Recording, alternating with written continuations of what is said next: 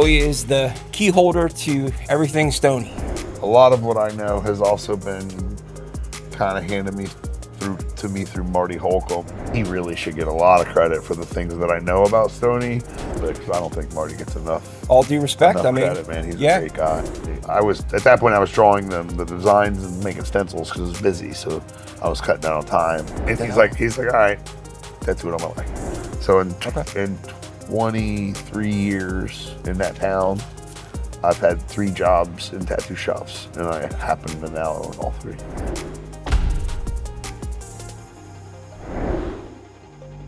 What's up, everybody? We're here with Joey Knuckles from Ohio. Columbus, Ohio.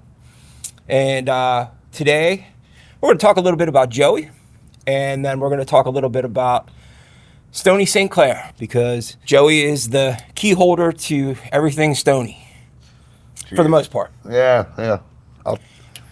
That's one way of looking at it, I reckon. Yeah, man. I mean, you're the guy that's the record keeper. I'm holding it for now. Which is awesome, man. I mean, we have somebody that's around now that can talk about it and carry on the tradition. It's a huge honor. And I mean, honestly, a lot of what I know has also been kind of handed to me through Marty Holcomb. Okay. You know, Marty learned a tattoo from Stony, and he's a good friend of mine, a legendary tattoo artist from Columbus. And he really should get a lot of credit for the things that I know about Stony. Outside of just visually what I've learned by looking at Stoney's things. Marty actually has been the person behind everything, kind of confirming the stories and making sure that some of the facts are straight. So I just kind of wanted to drop that a little bit because I don't think Marty gets enough. All due respect, I mean, credit, man. He's a great guy, and nobody can deny his tattooing ability. We're all about having the facts straight, and doing what we can to make sure we're accurate. And I'm a firm believer of on my stuff, especially if I don't know, I say I don't know, and I just go. You know what I mean? I would rather say, hey, look, I don't know exactly the right answer here, so here's my interpretation, or I just don't know. Yeah, I don't know lots of things. Me too. Be surprised how much research I got to do for these episodes. But let's get into when did you start tattooing? So I got my first job in tattooing at a place called Body Language on the east side of Columbus. It opened in 99. I started going there in 99 and getting tattooed. And I think I started working there in 2001. Okay. That's kind of like the floor guy, bouncer, whatever. And then they taught me to pierce. And then eventually one day I came in, and I've been there for maybe a year or 2.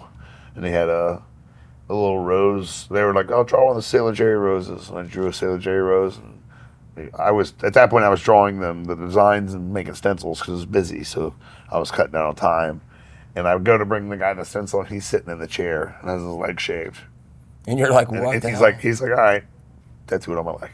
Nice. So I did the tattoo, and they were like, oh, your first 20 or 30, you're going to be on arms and legs. And I'm like, I get to do 20 or 30 tattoos? And I'm like, yeah. I'm like, fuck yeah, finally, And that's what I wanted, but I really didn't think it was ever going to happen. And so I was there from 01 till 05. And then my second job was High Street Tattoo. I worked there until 08 when I moved to Philly. Okay. And I was in Philly till 2013. And in 2013, I bought High Street Tattoo. Okay. 2014, I bought Body Language. I bought in as a partner at that time. And then in 2016, I opened Sacred Hand Tattoo Society. So in 23 years in that town, I've had 3 jobs in tattoo shops, and I happen to now own all 3. That's awesome. Where did you work in Philly? I started off at Eddie's and Cadillac Manioc. Okay. I always had 2 jobs, and I just always had 6 days a week, So I worked at Old City Tattoo. I worked at Black Vulture. Oh, wow. Okay. I worked at Raw Power out Bustleton. North, yeah. Okay. Muscle Pike, right? Yeah. I would always, like I said, have 2 jobs. I even worked at New York Hardcore on Saturdays. I would just drive to New York and work Saturdays there. I just didn't want to sit around a fucking apartment and not making money. Yeah, man. Well, and that's the thing, dude. Like when you're static like that and you're not doing nothing, you're not making no money. When East Coast, you can't afford to take No, extra days off, dog. It's another thing. That ain't happening. Yeah, man. I mean, it's But it kind of made me the tattooer that I am, and yeah. it made me work maybe a little harder than the next guy. For you people out there that don't know, East Coast is super expensive. I mean, everywhere now, geez. Yeah, for the most part, right? But anyway. But so let's jump into the whole Stoney thing. And look, I hit Joey up because I started to do some research on Stoney, and my buddy Justin French, who owns Ensville, said, "Man, Joey Knuckles is the man you need to talk to." And I hit you up and said, "Look, this is what I want to do." And you were like, "Okay, cool, man. Let's meet up and do what we got to do." And I think right off the bat, what I want to just start with this whole thing is, how did you come about to be where you're at with the Stoney thing? Stoney taught the guy that taught the guy that taught the guy that taught me. And pre-2019, you would Google Stoney St. Clair Flash. And I don't know the exact number, but let's just say like 35 or 40 sheets would pop up. Of those 35 or 40, nowadays it's pretty well known that a bulk of those were faked. So really the body of Stoney's work had never been seen by anyone. There was the documentary in the book. There was maybe 30 legit sheets published over the years. I knew of a couple of independent owners outside of the tattoo world. Mike Skyver had maybe 30, 35 or so at his museum. Okay. You'd see them kind of scattered about. I knew Marty had a bunch. But I chased it forever. We used to take pictures of old timers' tattoos and try to get stories and figure out exactly what block his shop was on and everything. I mean, for my whole career, I joked with Alan Governor, who wrote Stoney Knows How and made the documentary, that I think I've seen the documentary more times than he has. And in his third edition, he wrote like a little postscript about me and wrote that Nice. that I saw more times than him. Yeah. But it's literally burned into my memory. I watched it every morning before work for probably 17 years or so. Yeah. And sometimes more than that. And then in 2019, the family opened up a storage unit and found a boatload of stuff. Wow. And they came to me with it. Like I don't know how they found me or why they picked me, but they found me. And there was a time in Columbus for sure where nobody gave a shit about Stoney. Right. Nobody knew about him, nobody gave a shit, and I did. Right. And I always saw him like our Philadelphia Eddie. Okay. You know what I mean? Yeah, He's this for sure. character. He's Yeah. this awesome. Ed Hardy got tattooed by him. You know what I mean? Yeah. And I always found it funny that Columbus tattooers never really celebrated it. They were just, it was a very custom type city and That's interesting. Private studio before private studio was a thing, and like every shop looked like a spa. Got ferns and and like lemon water. I just don't think I think people looked at it as rudimentary instead of timeless and beautiful. And there not being the body of work that's so impressive to see, I guess, feeds that. Yeah. You can't really see the artwork, so why would you know he was so sophisticated? So 2019, they bring me the stuff.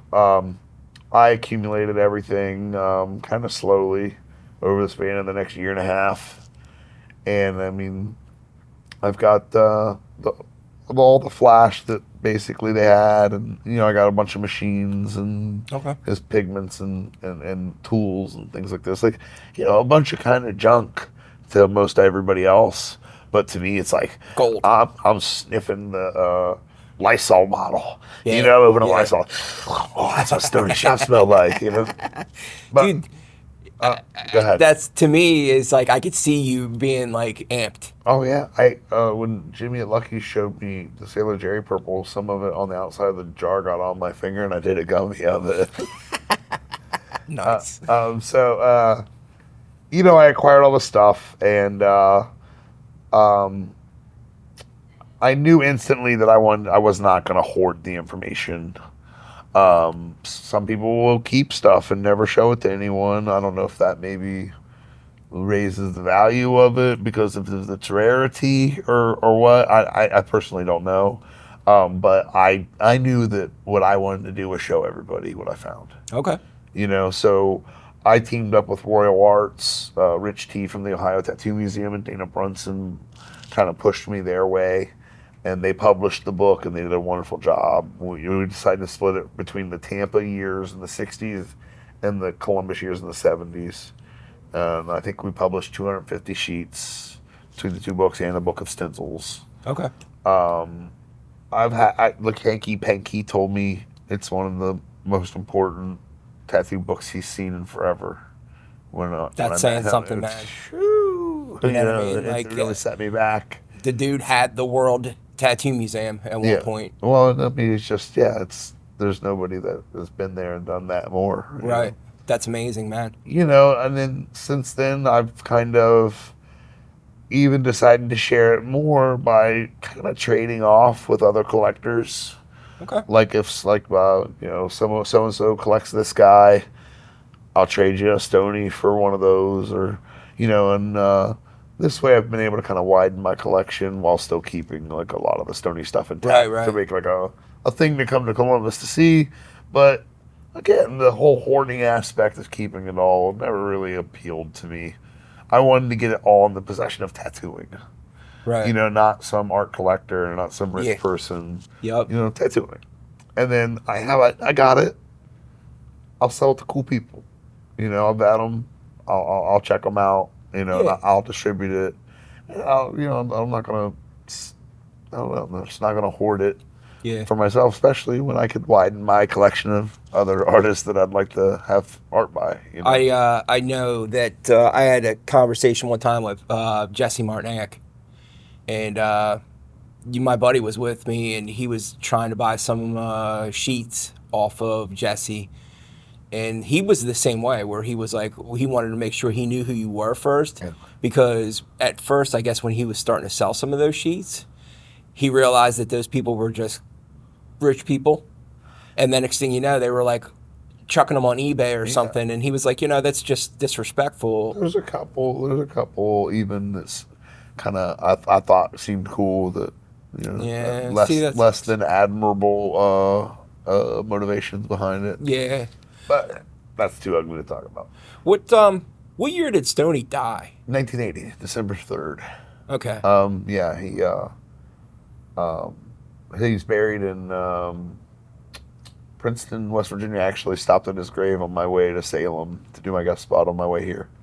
I saw you post that, man. It's my second time I've been there. Okay. Me and Rich T tattooed one another there, and we took 2 needle bars and dunked them in red and black because Coleman gave him red and black to start him off, and we sunk the needle bars in the top left-hand corner of the grave in the ground. That's badass. And we just checked when we were there, and they're still there. That's awesome. Yeah, so I think those will be there forever. So was he buried in West Virginia because that's where he was from? Yes, like his family was from? Beckley. Okay. Yeah. I did not know that, man. Yep. I knew he moved all over. I mean, he lived in New Orleans. He lived in Puerto Rico. He lived in Tampa, Biloxi, Columbus. He was a circus guy. So he got on into tattooing through being a carny. He went on the road with a carny and tattooed everywhere. And that's how he met Cap Coleman here. And actually, Stoney got his the hair on my arms just stood up when I realized where we're sitting. Yeah. Stoney got his start tattooing at Cap Coleman's shop here in town, where he went in, and when he was a kid working, I believe he was a sword swallower for the circus. Yeah. And he went in and watched him, and apparently they called them Jaggers, the tattooists, Okay. And the guy, the Jagger on the carny he was on, took off. This is from the documentary. This is. I do remember that. Yeah, he's talking about.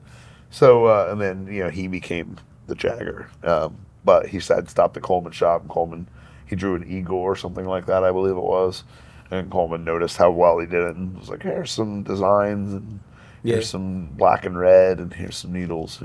And then, I also, when I started my research, got into like, when he was younger, he had a fever and had rheumatic fever, and that's why he was handicapped. Yes, yeah. Yeah, I mean, didn't stop him from much. I mean, you hear guys around town. This is awesome. So this is just told to me by another person that was there, right? Yeah, like that's this cool. isn't me saying this, but so from what I was told, Stoney would keep like a 44 Magnum sticking out of his wheelchair, big as fuck, super super obvious, and he'd wheel around and talk about it. Like, see that? I'm not afraid of shit, Trick is, obviously anybody could just take that 44 from him. He wasn't a strong fella, Mm-hmm. The trick was the 44 wasn't loaded. The 38 under his seat was. So if you're So dumb enough to grab, if you took that 44 from him, you got shot in the belly. yep. Smart. So he was a smart man. Yeah, for sure. And I believe he was a people person. And sometimes being smart and a people person can get you through just about anything. I think so. Yeah, I mean, he rolled with some pretty heavy duty biker dudes that he was friends with in Columbus, and it's pretty well known. Yep. And so I don't think he could have been a wimp, Right. and have made it hanging around with those fellas. He, in the documentary, you could tell he was like that type of dude. Oh yeah, and wasn't scared. he could like kind of just roll and throw it like zingers, and you know what I mean. And You gotta have ammunition somehow. You know what I mean? If he if your mouth's what you got to work the best, you Yep. want to use your mouth. I think that initially when I first, now obviously I knew about Stoney before I even thought about trying to put something together for him, because of people talking and stuff like that. And so I knew about him, and I had also saw the documentary that was done, and at that point I think that was the first time I actually saw him, and I think the thing that kind of like threw me off right off the bat was the way he was holding the machine, and I thought to myself, why is he? And then after I looked into it, and then I realized, and I thought, that is a badass little dude to overcome that. If you see him in the documentary doing that Moby Dick back piece, he's like moving his whole body to shade the tattoo. You know what I mean? I hurt right now from sitting down there and going like this with my wrist. My back is killing me. Imagine what he went through. Imagine the physical workout, and I can't imagine you wake up feeling like $1 million when you're in that condition in the first place. So as far as him being a resilient person or overcoming his obstacles, I would say Stoney absolutely demolished his obstacles. For sure. And I mean, because he was famous in Columbus. Everybody knew who he was. Like, all the people that got tattooed by him, they brag about having tattoos by him. It's not, he wasn't the scroungy old dude up the street. He was a respected guy in the city. And the thing is, though, man, is you and I talked about this earlier today. So how many people still want to get that rat? You know what I mean? I did 3 of them today. That's what I'm saying. So like, I got goosebumps just thinking about it, because that to me is like, you did your part to carry it on, and then now his work is also carrying it on, because you're able to have some of that flash and have some of that stuff.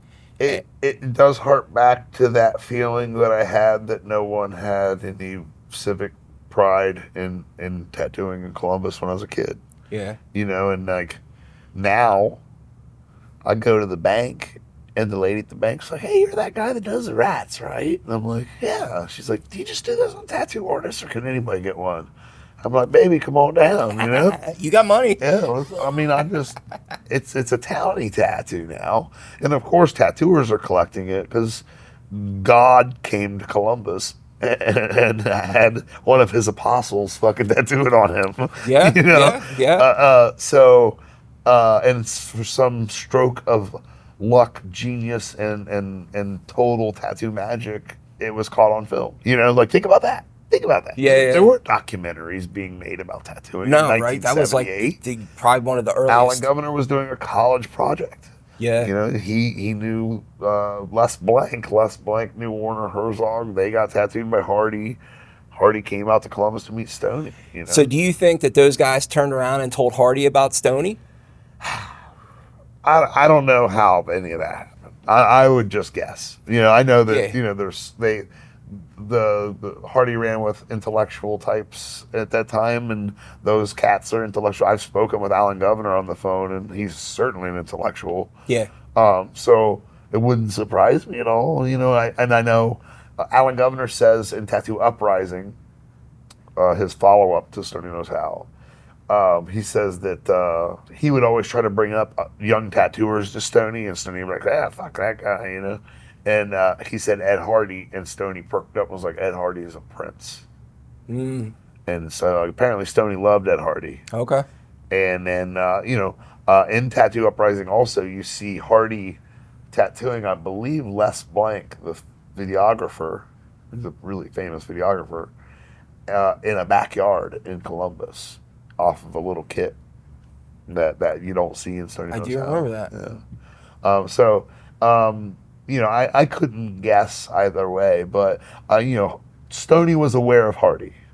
And clearly Hardy was aware of Stoney. Yeah. You know, so... Well, I know at that point, you know, Ed was doing like the tour around the country, and he like went to Jersey and worked with Ernie Carafa and Paul Rogers, and like he was kind of bebopping around and hitting different spots, and it always made And me. that time's with the making of Stoney Knows How. It was around that time frame. Interesting. And to me, that's why I was like, I always wondered how Ed wound up. So somebody, you know, and now I think he kind of tied two ends up for me, which is possible. Yeah, I mean, well, also Ed's a genius. You know what I mean? Yeah. So it's not going to take him much to know who the best are, especially when there's only a handful of tattooers in the country at that time, you know. That's the other thing too, right? I mean, you know, you're talking about probably, if we're talking mid-70s, right? Stoney died in 80, and he tattooed in Columbus in the 70s. I think Hardy came and got tattooed by, I think 78 is what I would guess. Okay. So at that time, there was probably 300 tattoo artists in the whole United States. I mean, Now there's probably like 300 in your county. I saw a statistic the other day that there are more tattoo shops in America than there are McDonald's. That would not surprise me. I mean, there's not 300 McDonald's in Columbus, and Right. there's definitely 300 tattoo shops. Yeah. You know, There's there's probably like 75 McDonald's. You know, like fuck, you guys are making it hard on me. No, I don't really dwell on that kind of stuff. I say, No, I know. I just hard, think yeah. though, where I was going with that though is that it's the circles were smaller, but he still had the gumption to hunt him out. yeah, again, the guy's a genius. You know, he had Yeah. the gumption to go to Japan.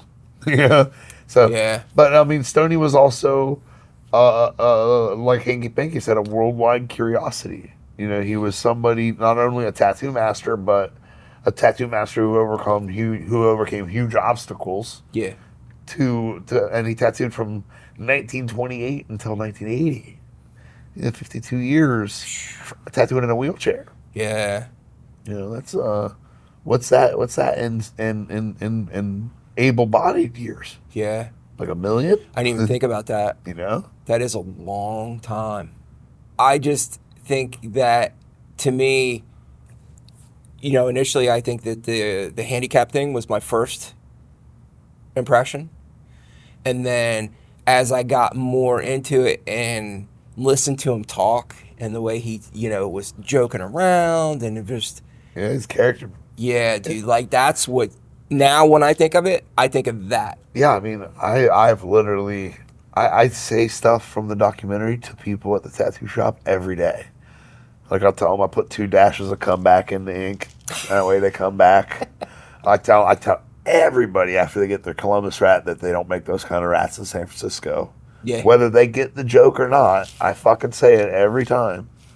I quote that, you know, around the shops, we all quote it constantly. You know, it's like, It's an important thing for tattooing, and just like there's a bunch of documentaries about tattooing nowadays, but that was kind of one of the only ones available when I was younger. So, For sure. I think it's touched everybody. Therefore, the rat has clearly touched everybody, right?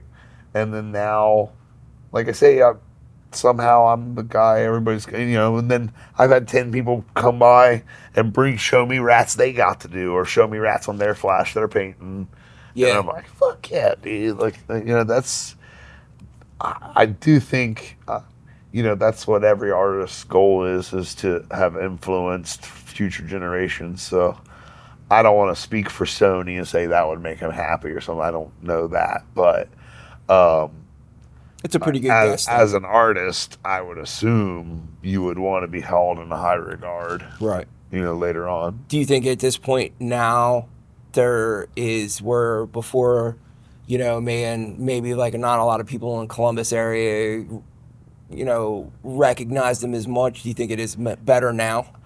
I would say the bulk of tattoo artists in Columbus at least know the name Stoney St. Clair now.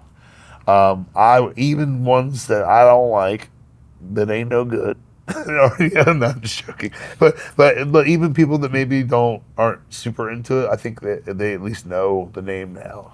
Okay. And a hell of a lot more people are super into them than used to be. So. I mean, it's like, Philly, right? If you're a tattoo artist in Philly, you better damn well know who Philadelphia Eddie was. Yeah, he was the best. He was a good friend of mine. So at this point, Eddie. the way I feel is if you're from Columbus, you better damn well know who Stoney St. Clair was. That's how I feel. Yeah. Tattooing is a wide stratosphere now. It's like there are people that will never know who he is, that tattoo, and never will care. Right. But that's not who I'm talking to. Yeah. So, in my opinion, yeah, you should not only know who he is, but you should try to celebrate it. You should go visit his grave. You should tattoo his designs. Pay some respect to the man. Yeah, man. I mean, buy Stoney Knows How, the book. You don't even have to buy my books. This isn't even a plug. You can buy my books. But you don't buy Stoney Knows How. That has the story. Right. You know what I mean? Like my books have cool pictures in them. They're fun. But the real book is Stoney Knows How. Yeah. The documentary is even more important than the book because it has Hardy coming there to be tattooed by Stoney. It's like visual proof of Stoney's importance to tattooing. Yeah. What do you think he would be think of the whole scene now? I would hate to hypothesize something like that. Alan Governor wrote a thing talking about me kind of carrying the torch of Stoney's legacy. Okay. And it was something like he didn't know what he would think of what he wasn't sure what Stoney would think of a punk rocker having control of his legacy. Gotcha. Right? Yep. He figured that Stoney would probably get a kick out of me. Yeah. You know what I mean? Yeah. So that's what somebody that knew Stoney said to me about that. Okay. I wouldn't even begin to speculate what he would think. I would think that if in 1978 the only tattooer that impressed him was Ed Hardy, I would think he would probably be pretty picky these days. Yeah. Yeah. But it is what it is. I won't speak for another human. And I think tattooing's pretty awesome if you're looking in the right places. Yeah, for sure. So I mean, this is a perfect right example, now, dude, man. find me something lame out there. Right. Find me one fucking lame thing, and I'll leave. Yeah. But there's not. This is cool. Because more people are into it, it doesn't make it. It's like, oh, I love that pizza place, so everybody liked it. It's like, fuck, it's still good. Tattooing's excellent. Yeah. Tattooing will actually be even better to you if you're better to it. Yeah. So if you're not getting out of tattooing what you think you deserve, maybe you should give it more. And to the people that maybe aren't interested in history, maybe you don't have to be like a history expert or dive all the way in, but you should read a couple books about what you call yourself a professional at, that wouldn't be the worst thing you could do for your life. I agree. And if you choose not to, so be it. You know, it's America or Earth. You know, we all are allowed to do what we want to do. I personally want to celebrate the masters of the craft that I love. Right. And Stoney is and Marty are two masters that I have the closest reach to. Right. You know, and so I'll fucking wave their banner and shout their names and, you know, tattoo Stoney's designs on people until I die, you know? You have to give respect to the guys that came before you. I think that I totally agree. But I also think that people are in a rush to expect young tattooers to appreciate the history of a culture that they're just now experiencing. Yeah, like you shouldn't. You won't walk into it and have it already. So I feel personally that a lot of young people that don't give a fuck about history right now, it's impossible to live a lifetime in tattooing without ever being touched by that magic. Yeah, they will get into it eventually. I don't have a negative look toward it. I think tattooing's in just a fine place. I think if you're concerned about this, or you're concerned about that, then do something about it. If you're not, you know, or shut up. Yeah. Eat, smile, enjoy your day. Yeah. You know, at the end of the day, we're all making art for a living and getting to meet new people and make friends. It's a great gig, dude. Like, why mud it up with some shitty attitude? And I think that's where Stoney was. You know, you never hear somebody from Columbus being like, oh, this grumpy old guy was such an asshole to me. You know, he charmed the pants off of every person that ever walked in that fucking tattoo shop. That was the impression I got, man, just by listening. If you can't dazzle them with brilliance, then you baffle them with bullshit. Yeah. And he did just that. But here's the thing, though, man. I would think that his previous career with doing the Carney stuff is why he was able to do that. It's the same job. It's the same job. Maybe you're drawing a picture instead of swallowing a sword, but you had to get somebody to pay attention. Right. Tattooing is a salesperson job. I'm sorry. I know none of you fucking kids want to hear this. You're a goddamn salesman or saleswoman or salesperson. You sell things. Maybe you sell art that you make, and maybe you're also an artist. But you can take a page from Mr. Sinclair on how to speak to folks and get them to think your way. You know, selling's important. Might go a long way. There's a lot to the job, not just drawing pictures. You know? Right. I think Dana says that quite often. He does. Yeah. It's not just drawing pretty pictures. Yeah. And he's got to be one of the most nicest people you'll ever meet. That's the coolest old man you ever seen in your life, dude. Yeah. That guy's seen more since I've met him than I've seen in my entire life. You know? I got a buddy that says... been to every corner on Earth. He's been to every museum. Yeah. Every tattoo shop. He spoke with everybody. There was some hipster podcast talking about the New York City convention. And they were like, oh, it's just a bunch of old guys doing traditional tattoos. And it's like, it's so funny. There's literally guys from Japan doing tabori and fucking tattoos on the floor. But it's just a bunch of old dudes doing traditional tattoos, you know? And they're like, yes, one of the old guys even came into our shop. Little guy, long gray beard, had all gold teeth. He was really cool. He was so nice. And I'm just like, you fucking idiots. Like, you guys had Jesus in the shop, and you didn't even know it. You could have had, like, he'd have sat there a wealth for of hours. knowledge. He'd have sat there for hours. Yeah. Man, see, that pisses me off, dude. You know, I mean, they did not speak poorly of him. I will say that. They spoke nicely of him, but they did have a golden opportunity. If they had read a book or two, or hell, even just explored Instagram a little further, than say, dudes with 70,000 followers and all that shit. If you were looking for content of character instead of content of content, you know, you would have already found Mr. Brunson, and you'd already know that you should have paid close attention to what he had to say. For sure. You know, but, you know, where they lack, we win. You know, we get to talk to Dana as much as we want. Yeah. I appreciate you doing this, man. And, I wish I had more of an opinion of someone else's, but I just really No, I dude. was born the year before the man died, so I can't really speak for him. You know what? More than I can tell you a lot about the differences in his art, and I can talk about how the fakes. I think the fakes are. We can talk about that a little bit. That's Sure. an interesting topic. Yeah, let it rip, man. So I'm going to leave all names out of this because this is all hearsay. But to me, I'm pretty convinced, having handled more Stony stuff than anyone ever has. There were a bunch of Stony sheets that I have heard came from the Buffalo area. Okay. They were all sold off on, say, eBay. They're the really campy stuff, the big bubbly designs that everybody kind of sees, like Airplane with the skeleton and all that stuff. Those ain't by Stoney.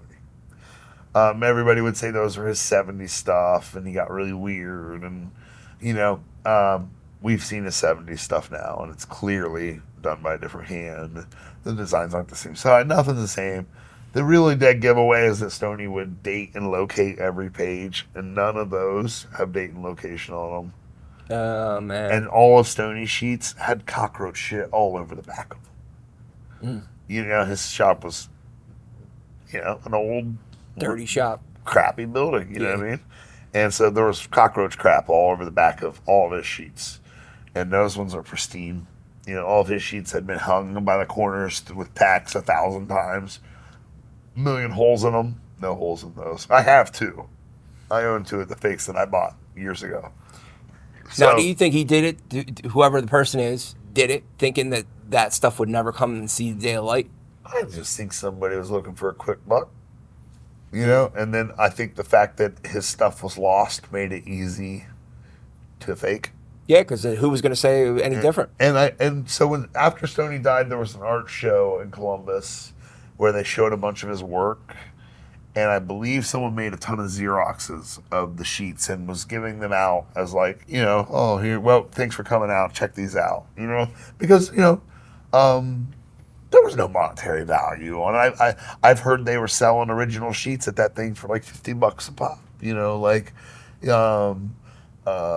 Marty went there and I guess was tattooing. And, his partner Sue was there. And they all kind of split the sheets up then or something, and all these photocopies were made. I have a couple of the photocopies in my collection. I've seen photocopies in other people's collections. Mm-hmm. This gets a little complicated. Mike Skyver's museum burnt down in Pennsylvania a handful of years back. One Stony sheet survived. He gave it to me as a gift. I posted it from my Stony tribute page. A fella hit me up and was like, this is one of the sheets that they had a Xerox of that they based the fakes off of. Oh. Like, no shit. And then, so I guess these fakes are based off of Xeroxes. And I know for a fact there were Xeroxes made of Stoney's Flash in 1980 at this art show. So, who, what, where, when, and how, I have nothing to do with. Mm-hmm. That was fucking fake, though, for sure. Damn. I've seen it all. I've handled every, unless somehow he got more campy and psychedelic the further you go back in time, because we've only seen from 1956 to 1980. Stoney tattooed from 28. So that's literally halfway between. Yeah, what did he do for 25 years? Well, he says in the documentary a lot of his stuff got stolen in New Orleans. Okay. So my assumption is that he had to have painted at least the same amount of Flash that he had. Okay. The first half of his career and second half of his career. One would almost have to guess you would paint more the first half of your career than you do the second half of your career. And that no one's ever seen. So from 28 till 56, if anybody's gotten anything, I'd sure love to see it. Be interesting. Yeah. I have seen one back piece that I think was dated sometime in the 40s. I think Rich T owns it from the Ohio Tattoo History Museum. Oh, wow. Okay. But that's the only thing within that window, outside of that window, that we've even seen. So how on earth are you going to go from Americana to psychedelic. Well, he went Americana to psychedelic. Moving forward, how do you go psychedelic Backwards. going Right, back right, in right. time? That's what I meant, Yeah, right. it doesn't fucking exist. You know? Right. Yeah. So You're talking pre-psychedelic, so Yeah, there's yeah. no way to even have that. yeah, you're unless he talking was fucking had a crystal 1940s, ball. 1940s, Right. 1920s. You know? Yeah, I mean, that makes absolutely no sense. Yeah. So, they're definitely fake. And when you hold them next to real Stonies, it's obvious. And another tell was that I got 300 stencils, and none of the stencils matched any of those sheets. And all of them matched all of the other published sheets, including my sheets and Rich T's sheets that were published and other things I had seen that existed. Hey, did you ever call that guy out? The guy that faked the shit? Nah. Just let it go? I don't believe it's my business. You know what I mean? It was before my time as well, and it has nothing to do with me. Okay. I did recently find a guy bootlegging my shit on eBay, and I gave him a holler. Nice. I think he stopped pretty quick. I would hope so. The way a friend of mine described it was when a guy named Joey Knuckles calls you and describes what your house looks like, you tend to listen. Nice. I knew how much he owed on his mortgage. Nice. Oh, you'll have to stop selling my stuff on the internet, please. Yeah. Right. But, Cease and desist now. Well, yeah, before the cease and desist arrives, let's just go ahead and desist. Yeah, I got you. Nice. But yeah, so there's a lot of scamsters out there, of course. Yeah, it's unfortunate. But I mean, you can't stop people from stealing. And as far as that situation goes, tattooing's a pirate thing, man. If you see it, like if some guy saw a window where he could fucking fool a couple people and it wasn't me. Well, actually, I did. So I bought a couple, so I got fooled by them. So fuck it. I'm not salty. It's part of the game. Yeah. You buyer beware, and you should know what you're talking about more. And then like as far as the people that did it, I have no ill will. I mean, it's a hell of a pirate move, I reckon. I probably wouldn't have done it. You know what I'm saying? But makes for a pretty crazy story. Dude, and to be honest with you, yeah, it does, man. It just adds another layer to that whole Stony. I'll never sell the fake ones I have because they're part of the whole fucking gig. That's a whole new layer for this that I didn't know about until today. So, man, it's just like another piece, Off man. camera, I can tell you other guys you can speak to about it, but I don't want to say that's his name. Yeah. I mean, you got any other stories that you wanted to, make sure that we talk about? Or? I know a couple funny things about Stony, but they're kind of maybe second interview type material, like Yeah, I got you. I know some personal funny stories, but I'd rather keep it kind of on the surface. Yeah, no, that's I think the guy did enough work to keep people captivated, and if they want to find out more, they can come find me. Yeah. You know what I mean? And come to Columbus and visit. I always host tattooers and folks that are seeking tattoo knowledge, and I show them the entire collection that I have, and even other stuff that's not Stony. I try to take them around, show them everything, and I welcome anyone to come, and I'll tell you in person everything that I know. Mm-hmm. But some stuff we got to save back for the cool kids. Yeah, no, for sure. I plan on making a trip out that way anyway. So yeah, I've got a couple great ones. Because I want to go hit up Rich T. Yeah. Dana, and then add you to the list because I'm gonna make a nice little. Yeah, I mean, if you're out that way, you got to stop by and see the stuff. Yeah, for sure, man.